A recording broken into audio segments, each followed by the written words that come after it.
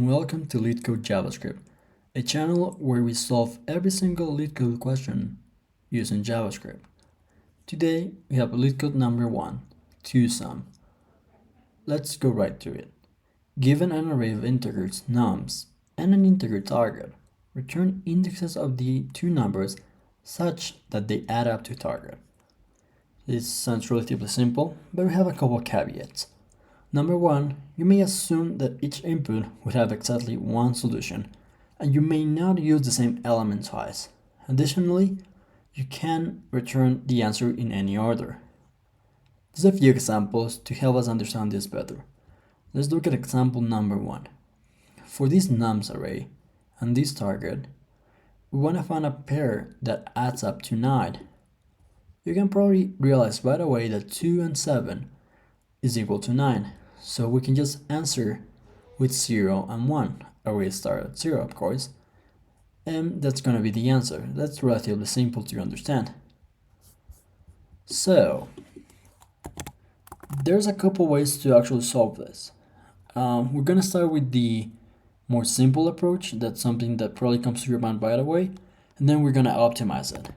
So the first approach you would probably think about, also called the brute force approach, is just to check every single combination of numbers, and that way you go through every single combinations, you're guaranteed to find the number that you're looking for.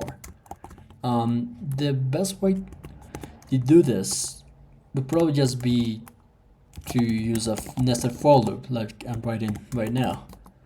So we're using this syntax with this for loop that goes from 0 to numbers length, and this other inner for loop that goes from I plus 1 to numbers length.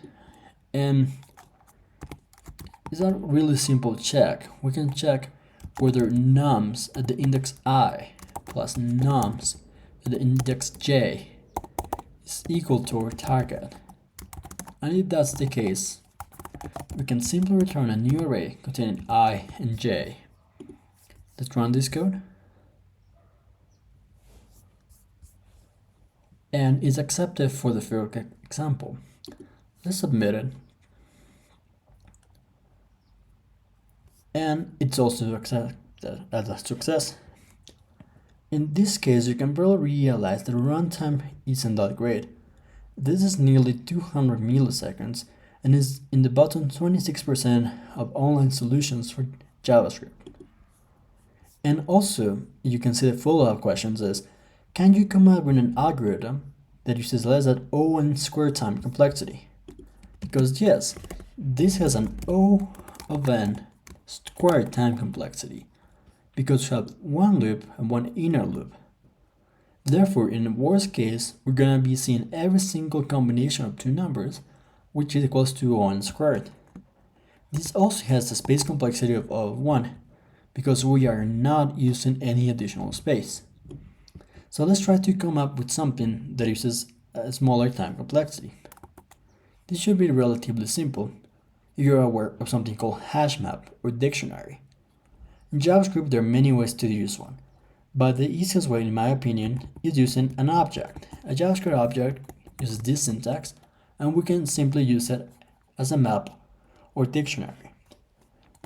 So we're gonna need to loop through the numbers array again, but we're only gonna have to do it once. So we have another loop that is exactly the same as the previous solution, as you can see right here.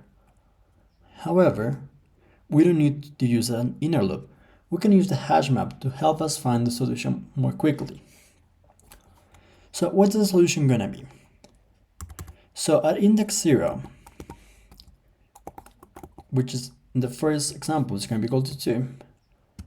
We want to find a number such that 9 minus 2 is going to be equal to 7. So we want to find whether 7 is in our array. So actually, let's store that 7. Let's call this a j number.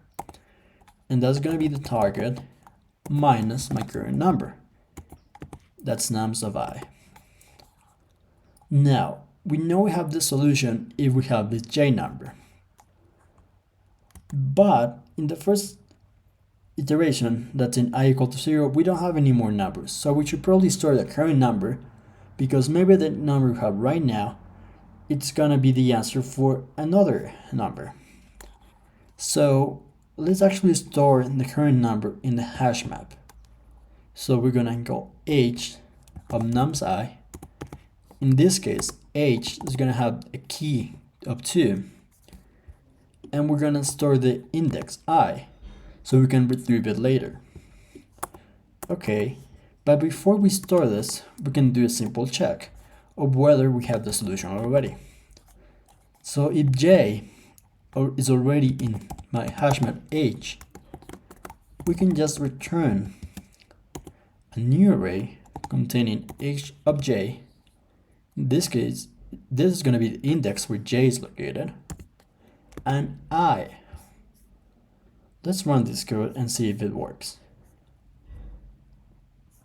It's accepted for the first example. Let's submit this. And yeah, you can see I've done this problem many times. Well, this was faster.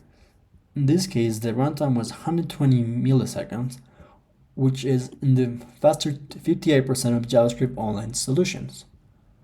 So let's analyze the time complexity for this problem. The time complexity in this case is O of n. As you can see, there's only one for loop. It's only one outer loop that goes, in the worst case, through all the elements until we have the answer. But also we have a space complexity that's O of n. That's because we're using h, which again, in the worst case, stores every single number in nums before finding the solution. This is much better than the previous solution that, if you remember, was O of n squared time and O of 1 space. This is generally considered to be the optimal solution for this problem, 2 sum. So we went through the two solutions. Thank you so much for watching. Don't forget to like and subscribe.